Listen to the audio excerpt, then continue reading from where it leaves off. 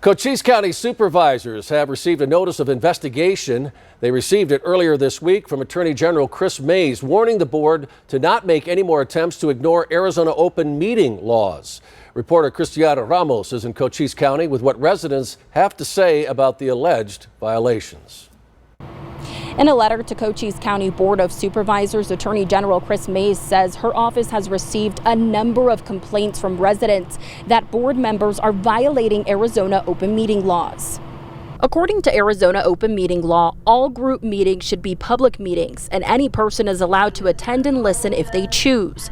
But Attorney General Kris Mayes states in a letter Monday to Cochise County, quote, "The evidence reviewed to date strongly suggests certain board members have violated the open meeting law on several occasions dating back more than a year," end quote.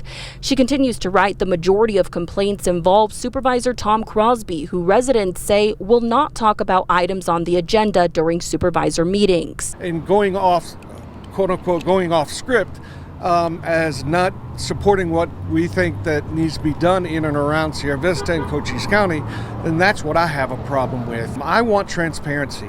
In an email to News for Tucson, Supervisor Ann English says, quote, "The biggest violations have been in the past and nothing was done about them. I guess this letter is just a warning. We are watching you. Enforcement of laws is where the rubber hits the road, and I have seen no enforcement. Maybe we now will." English referencing a more serious violation involving Crosby and Supervisor Peggy Judd, who sued former election director Lisa Mara for not agreeing to their demands to hold a hand count of the 2022 election ballots, hiring an attorney to handle the suit out of the public eye.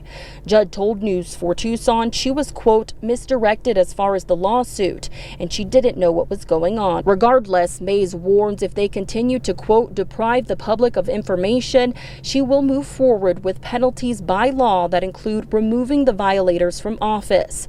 And residents agree. If he's not going to follow the agenda of those who have elected him, then we need to find somebody who will.